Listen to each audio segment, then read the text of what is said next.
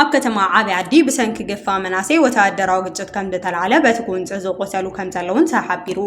ናይ ምግፋፍ ስጉብቲ ዝተወሰደሎም መናሰይ ዓይኒ ገፈፍ ብምባል ሓያል ተቃውሞ ከም ዘስምዑ ዘተገለጸ ኮይኑ ነዚ ሲዒቡ ካብ ወገን ሓይልታት ጸጥታ ቀጥታው ናይ ተኩስ ስጉምቲ ዝተወሰደ ኮይኑ ከሳብ ዛጊድ ቁጥሮም ዘይተፈለጸ መናሰይ ከም ዝቆሰሉ ምንጭታት ገሊጾም ኣብ ግንባር ደቡብ ሰራዊት ትግራይ ጀነራል ዮሐንስ ጆን መዲድ ኣብ ልዕሊ ጌታቸው ረዳት ጀነራል ጻድቃን ገብረትንሳኤን ተሪርና ኣፌት ኣቕሪቡ እዞም ኣካላት ንብልጽግና ኦሮሞ ተኪኦም ዝሰርሑ ዘለዉ ካብ ትግራይ ዝኸድዑ ሓሻኽርዮም ክብል ድማ ተዛሪቡሉ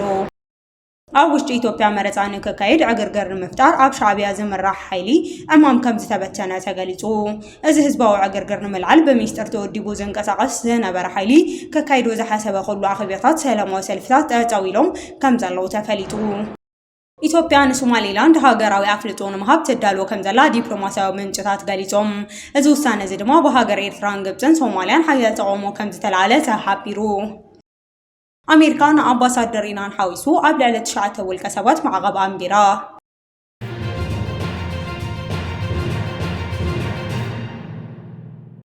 ሰላም ጠና ይሃበለይ ተኸታተልቲ ትግርኛ ዜና ነሳዓ ዝሓዝናዮም ዜናታት ብቐንድ ነጥብታት ፈሊምናዮ ኣለና ንሰናይ ምክትታልኩም ብኽብሪ ብምዕዳም ናብ ዝርዝሮም ክነስክረኩም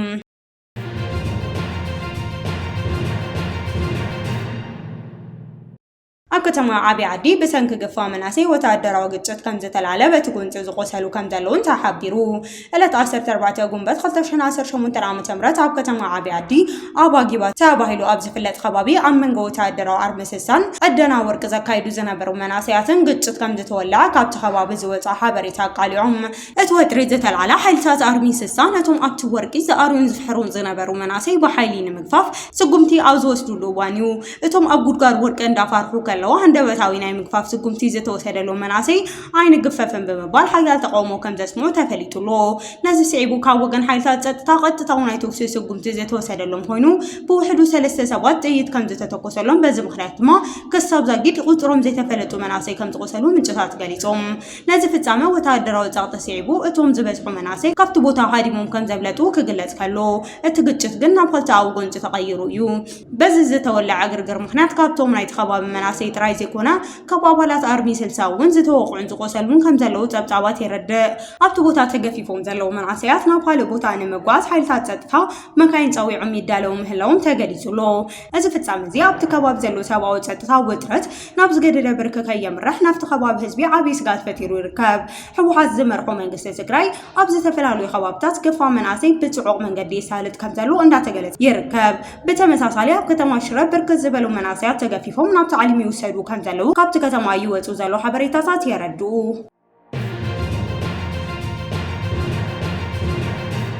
አዛዚ ግንባር ደቡብ ሰራዊት ትግራይ ጀነራል ዮሐንስ ጆን መዲድ ኣብ ልዕሊ ጌታቸው ረዳን ጻድቃን ገብረትንሳኤን ተሪርና ኣፌት ኣቕሪቡ እዞም ኣካላት ንብልጽግና ኦሮሞ ተኪኦም ዝሰርሑ ዘለዉ ካብ ትግራይ ዝኸድዑ ሓሻኽርዮም ክብል ድማ ተዛሪቡሎ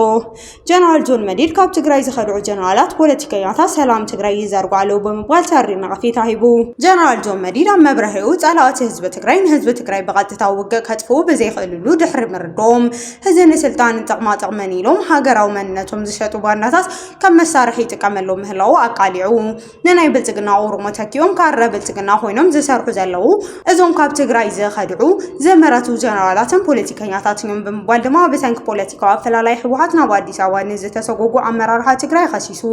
እቶም ዝተመረቱ ዝበሎም ኣካላት ኢታማዦር ጀነራላት ንሓደ ሸሕካረ መሬትን ጥቕማጥቕምን ኢሎም ህዝቢ ትግራይ ይወቕዑን የጥፍኡን ንሕና መቐለ ክንኣቱ ብልጽግና ሓጊዝና ይብሉ ከም ዘለዉ ገሊጹ ጸላኢነ ንባዕሎም ብምውጋዕ ንምስዓር ይሰርሕ ምህላው ነዚ ዕላማ እዚ መፈጸሚ ድማ ንውድብ ትግራይ ዘዳኽሙ ናይ ፖለቲካዊ ጥቃት ሓደሽቲ ውዳብታት እንዳፈጠረ ይቃለስ ከም ዘሎ ናገዚቡ ጀነራል ጆን መዲድ ነቲ ኣብ ዙርያ ትግራይ ተፈጢሩ ዘሎ ሓድሽ ዲፕሎማሲያዊ ጥምረት ንዝምልከት ሰራዊት ትግራይ መኸታ ሓይልታት ብጽንዓት ሳላ ዝተቃለሱ ኣሰላልፋ ሓይልታት ክፍጽሙ ከም ዝተቀየረ ትግራይ ሓድሽ መሓዙት ከተጥር ከም ዝቃለስን ኣረጋጊጹ ቅድሚ 3 ዓመት እትሳር ወይ እትንትብርጋኽ እዚ ሕዚ ዘሎ ኣሰላልፋ ኣይመሃለውን ምስ ዝተሳዕረ ዝስለፍን ዝጻመድን ሓይሊ ኣይመሃለውን ዝበለ ጀነራል መዲድ እዚ መኸታ ሓይሊ መሰረት ብምዃኑ ሕዚ ኩሉ ወገን ኣንጻር እቲ ጨፍጫፊ ስርዓት ብልጽግና ተላዒሉ ከም ዘሎ እዚ ድማ ንትግራይ ዓብይ ትርጉም ከም ዘለዎ ከምዘለውን ገሊጹ ጸላይነት ጽምዶ ንመፍራስ ለይትን ቀትረን ይሰርሕ እኳ ተሃለወ እቲ ተፈጢሩ ዘሎ ስትራቴጂካዊ ጽምዶ ግን ንድሕሪት ናብ ዘይምለሱ ደረጃ ከም ዝበጽሐ ተዛሪቡ ኩነታት ዓለም ከባቢና ሕዚ ሙሉእ ብሙሉእ ከም ዝተለወጠ ዝሓበረ ዋና ኣዛዚ ደቡብ ግንባር ጸላይ ዘለዎ ሓድሽ ዓቕሚ ናይ ቴክኖሎጂ ኣጽዋርን ድሮናትን ሚሳኤላትን ጥራይ ምዃኑን ብምግላጽ በቴክኖሎጂ ጥራይ ዝተረጋገጸ ዓወት ግን ከም ዘይላ ሓቢሩ ውግእ ይኹን ዓወት መወዳእታ ኣብ መሬት እዩ ዝውዳእ ዝበለ ጀነራል መዲድ ሰራዊት ትግራይ እውን ቴክኖሎጂ ክዕጠቕ ብስነ ልቦና ብኣካል ክዳሎ ከም ዝግባእ ኣረዲኡ ጀነራል ጆን መዲድ ንውሽጣዊ ጸገማት ትግራይ ኣብ ዝተንተነሉ እዋን ድማ ኣብ ትግራይ ናይ ኣተሓሳስባ ለውጢ ክመጽእ ክስራሕ ከም ዘለዎ ኣገንዚቡ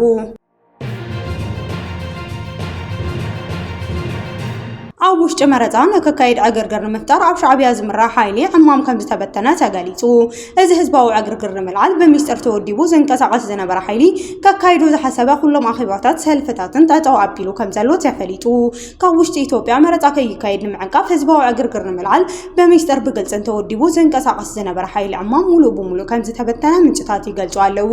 ነዚ ሓይሊ ዕማም ብምኽባር ክድግፍ ዝጸንሑ ዝተፈላለዩ ጉጅለታት ናይ ፖለቲካ ውድባት ማእኸን ዜናታት ውልቀ ሰባት ብሓበር ተዋሂዶም ክሰርሑ ኣብ ዘይኽእልሉ ደረጃ ከም ዝበጽሑ ኣባላት እቲ ሓይሊ ዕማም ኣቃሊዖም ገሊኦም ኣባላት ንማእኸን ዜና ኣዲስ ሪፖርት ከም ዝሃብዎ ቃል እቲ ውድስ ንሃገር ጥቕሚ መሲሉና ነይሩ ዓላምኡ ግን ከምዚ ምዃኑ ኣይበረሀለይ ነይሩ ብምባል ጓህን ጣሕሳን ዝመልኦ ርእይቶ ሂቡሎ ሓደ ካብ ኣሜሪካ ሓበሬታ ዝሃበ ኣባል ነቲ ዕማም ከም ዝገለጾ እንድሓደረ ጥርጣረ እኳ ተወሰኸ ብኤርትራ ኣቢሉ ዝፍጸም ዘሎ ናይ ግብፂ ፕሮጀክት ሱር ናይ ቃል ዕላምኡ ብጉቦ ዝተረድአና ሕዚ እዩ ክብል ገሊጹ ብሰንኪ እዚ ውሽጣዊ ቅልውላው ድማ ኣብ ሰሙን ሰለስተ ግዜ ይካየድ ዝነበረ ናይ ሓይሊ ዕማም ኣኺባ ካብ ዝተረፈ 2 ሰሙን ኣሕሊፉሎ ምስቲ ተኣሳሲሩ ብኽፍሊት ክንቀሳቐሱ ብዝጸንሑ ማእኸናት ዜና ከመሓላለፍ ዝነበሩ ናይ ሰላማዊ ሰልፊ ናይ ቃለ መሕተት ወፈራራታትን ሙሉእ ብሙሉእ ክዋርዱ ተገይሮም እዮም ካብ ማሕበር ኢትዮጵያ ኣደን ተወኪሎም ዝነበሩ ዶክተር ሚኒሊክ ዝተባሃሉ ኣባል ድማ እዚ ውድብ እዚ ድርቻዊ መልክዕ ዘይብሉ ንምትእማን የጸግም እዩ ዝመርሑ ሕግን መምርሕን ስለ ዘይብሉ ዝተሓዋወሰ ባይታ እዩ ነይሩ ብምባል ከም ዝገለጽዎ እቲ ምንጭ ሓቢሩ እቲ ኣባል ወሲኹ ከም ዝገለጾ ኣብዚ ቀረባ እዋን ኣብ ፓርቲ ሱዳን ዝተኻየደ ኣኺባ እዚ ውዳብ እዚ ካብ ኤርትራ ኣቢሉ ካብ ግብፂ ዝመጽእ ገንዘብ ካብ ምስራፍ ሓሊፉ ናብ ሃገር ዝጠቅም ስራሕ ከም ዘይሰርሕ ዘርኢ ፍጻመ እዩ ነይሩ ካብ ዝተፈላለዩ ኣኺባት ዶክተር ሚኒሊክ ዝተባሃሉ ሃገራውያን ምስ ሻዕብያ ዘሎ ርክብ ካብ ሃገራዊ ረብሓ ኣንጻር ከመይ ይረአን ጥንቃቐ ኣየድሊ ዶ ብዝብል ሕቶ ምስ ሻዕብያ ዘሎ ርክብ ካብ ሃገራዊ ረብሓ ኣንጻር ከመይ ይረአ ጥንቃቐ ኣየድልዩ ዶ ዝብል ሕቶታት ክላዓሉ ከለዉ ኣቶ ነዓም ደለቐ እቲ ኣኺባ ብምኩራት ብዛዕባ ኤርትራ ኣብ ዝመርኽ ኣየለዓልን እዩ ብምባል ይከላኸሉ ከም ዝነበሩ ተገሊጹ ሕዚ ግን እቲ ምክንያት ንኩሉ ብንጹር ይበርህ ከም ዘሎ ዝሓበሩ እቶም ምንጭታት ኣብዚ ሕዚ እዋን ሓይልታት ዕማም ዝተባሃለ ምንም ዓይነት ምንቅስቓስ ርክብ የለን ሓደ ግዜ ኣቶ ነዓምን ኣብ ናይ ዋትስኣፕ ግሩፕ ናይ አንከር ሚድያ ቃለ መሕተት ጥራዮም ዝወስዱ ብምባል እቲ ዕግርግር ንምልዓል ተወዲቡ ዝነበረ ጉጅለ ከም ዝፈረሰ ኣረጋጊጾም ኣይተ ነዓምን ዘለጋ ዝተባሃለ ውልቀ ሰብ ንፍሉጥ ፖለቲከኛ ልደቱ ኣያሌው ናብ ዋሽንግተን ብምኻድ ነቲ ኣብሮነት ዝሾሙ ውዳበ ምስ በዓሉ ማሕበር ብምሕዋስ ምርጫ ከካይዱ ክጽዕሩ ጸኒሖም እዮም ይኹን እምበር ኣብ ኣሜሪካ ለንደን ክግበር ዝተሓሰበ ሰላማዊ ሰልፊ ብምብሻሉ ኣብ ውሽጢ ሃገር ዝተሓሰበ ዕግርግር ከምቲ ዝተደለየ ብዘይምስጓሙ ሕዚ ንሰብ ሸዋ ኦሮምያ ንምልዓል ሓድሽ ውጥን ሒዞም ናብ ኤምባሲ ኤርትራ ከም ዝኣትዉ ተሓቢሩ ኣብዚ ሕዚ እዋን ኣይተ አንዳርጋቸው ጽጌ ኣይተ ነዓም ዘለቃ ከምኡውን ናይ ሶማልያ ህዝቢ ወከልቲ ምዃኖም ዝተገለጹ ፕሮፌሰር መሐመድ ብሓባር ሓደ ናይ ክሕደት ወደብ ተመዲቦም ካብ ህዝቢ ልዑል ተቃውሞ ይገጥሞም ከም ዘሎ ተገሊጹ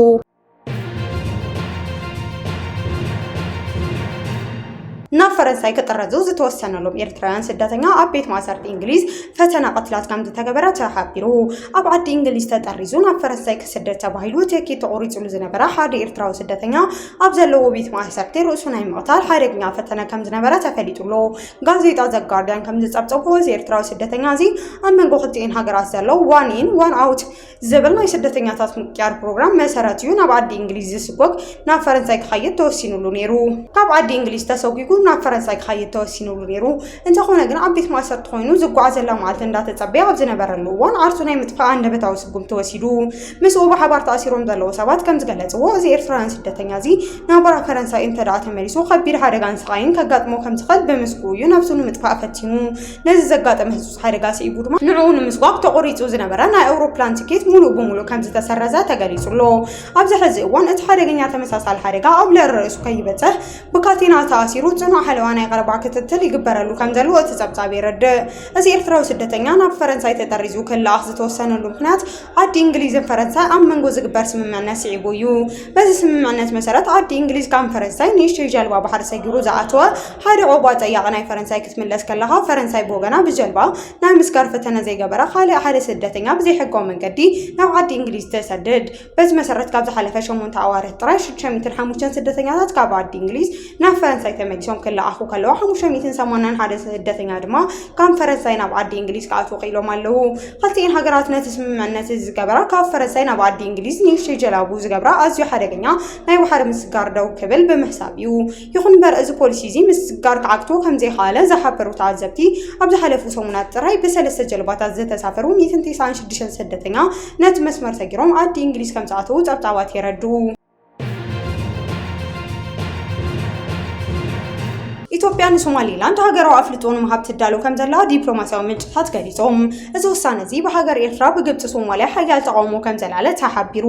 ኢትዮጵያ ካብ እስራኤል ቀፂላ ንሶማሊላንድ ወግዓዊ ሃገራዊ ኣፍልጦ ክትህብ እትኸለሉ ሰፊሕ ዕድል ከም ዘሎ ዘመላኽቱ ሓድሽ ዲፕሎማሲያዊ ምንቅስቓስ ይረኣዩ ምህላዊ ዲፕሎማሲ ምንጭታት ሶማሊላንድ ኣቃሊዖም ሓደ ስሞም ክግለጽ ዘይደልዩ ናይ ሶማሊላንድ ላዕለዋይ ዲፕሎማስኛ ንማእኸላት ዜና ኣብ ዝሃብዎ ሓበሬታ ኣዝዮም ዘተባብዑ ምልክት ተራእዮም ኣለዉ ምስ ኢትዮጵያ ዘለና ስትራቴጂካዊ ሓባራዊ ምሕዝነት ድማ ካብ እዋንና እዋን እንዳወሰኸ ዝኸይድ ዘሎ ብምባል ኣዲስ ኣበባ ነቲ ናይ እስራኤል ስጉምቲ ክትስዕብ ከም እትኽእል ጠቒሶም ምስ ተኣሳሲሩ ኣብ ዝቐረባ መዓልትታት ሚኒስቴር ጉዳይ ወፃኢ ኢትዮጵያ ዶክተር ጌዲዮን ጢሞቴዎስ ኣብ ኣሜሪካ ዘካይዱ ዑደት ምስቲ ጉዳይ እዚ ዝተተሓዘ ምዃኑ ተገሊጹ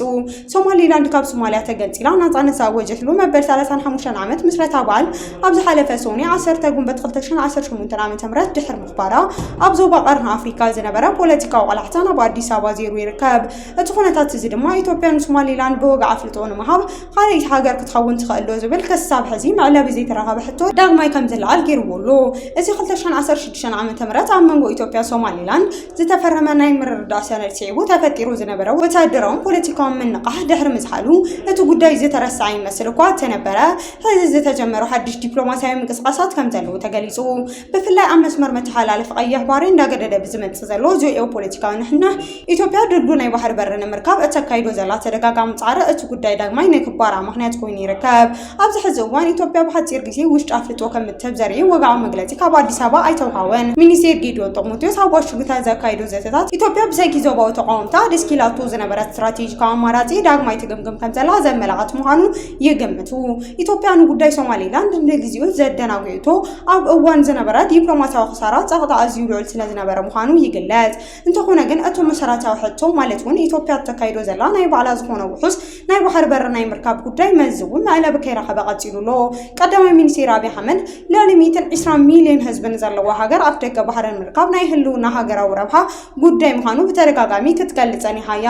ዲፕሎማሲያዊ ምንጭታት ሶማሊላንድ ከም ዝሓበርዎ ሶማሊላንድ ዘለዋ ዞባዊ ጽልዋ ንጸጥታ ቀይሕ ባሕሪ ዘለዋ ረብሓ ብደረጃ ዓለም ለኸ ተቐባልነት እንዳረኸበ ይመጽእ ኣሎ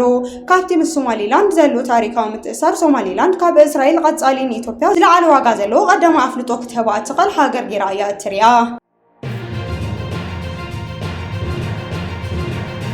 ኣሜሪካን ኣምባሳደር ኢራን ሓዊሱ ኣብ ልዕሊ 9 ውልቀ ሰባት ማዕቀብ ኣንቢራ መንግስቲ ኣሜሪካ ኣብ ሊባኖስ ንዝርከብ ወግዓዊ ኣምባሳደር ኢራን ሓዊሱ ምስቲ ዕጡቕ ጉጅላ ሄዝቦላ ጽቡቕ ርክብ ኣለዎ ኣብ ዝተባሃሉ 9 ውልቀ ሰባት ቁጠባዊ ዲፕሎማሲያዊ ማዕቀብ ከም ዘንበረት ተፈሊጡ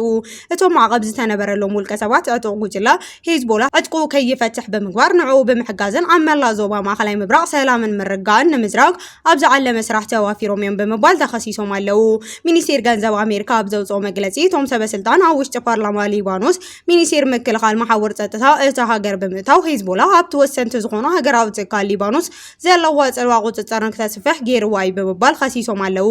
ናይቲ ሚኒስቴር ሓላፊ ዝኾኑ ስኮት ቤሴንት ነቲ ጉዳይ ኣመልኪቱ ኣብ ዝሃበዎ ሄዝቦላ ግብረ ሽበራ ውድብ እዩ ስለዚ ድማ ሙሉእ ብሙሉእ ዕጥቁ ክፈትሕ ይግባእ ኢሎም እቲ ካብ ኢራን ተደጋጋሚ ናይ ዕጥቅን ስንቅን ደገፍ ዝረከብ ሄዝቦላ ወታደራዊ ፖለቲካዊ ምንቅስቓስ ካብ 1980 ጀሚሩ እዩ ከካይድ ጸኒሑ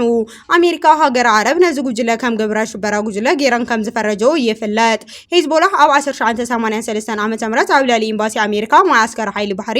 ኣሜሪካን ብዝፈጸሙ ሓደገኛ ናይ ቦምብ መጥቃዕቲ 258 ኣሜሪካውያን 58 ፈረንሳይ ወተሃደራውያን ከም ዝተቐተሉ ይዝከር። ምዝ ተኣሳሲሩ እቲ ጉጅለ ኣብ ቤይሩት ኣብ ዝርከብ ኤምባሲ ኣሜሪካ ንዝተፈጸሙ ተኸታታሊ መጥቃዕቲ እውን ተሓታቲ እዩ። እዚ ብኣሜሪካ ተነቢሩ ዘሎ ሓድሽ ማዕቀብ መንግስቲ እስራኤል ሊባኖስ ኣብ መንጎን ተገይሩ ዝነበረ ናይ ተኩሲ ደው ምባል ስምምዕነት ነተወሰኸ 45 መዓልቲ ንምንዋሕ ኣብ ዝተስማምዓሉ እዋን እዩ። ይኹን እምበር እቲ ናይ ተኩሲ ደው ምባል ስምምዕነት ክሳብ ሕዚ ሙሉእ ብሙሉእ ኣብ ባይታ ክትግበር ኣይተራእየን። እስራኤል ኣብ ደቡባዊ ሊባኖስ ኣብ እትርከብ ወተሃደራዊ ማዕስከር ሂዝቦላህ እተካይዶ ዘላ ናይ ኣየር ድብደባ ሂዝቦላህ ብወገኑ ናብ መሬት እስራኤል ዘተኩሶ ዘሎ ተኸታታሊ ሮኬት ድሮናት ሕዚ እውን ቀፂሉ ምህላው ማእኸን ዜና ዓለም እንዳፀብፀባ ይርከባ።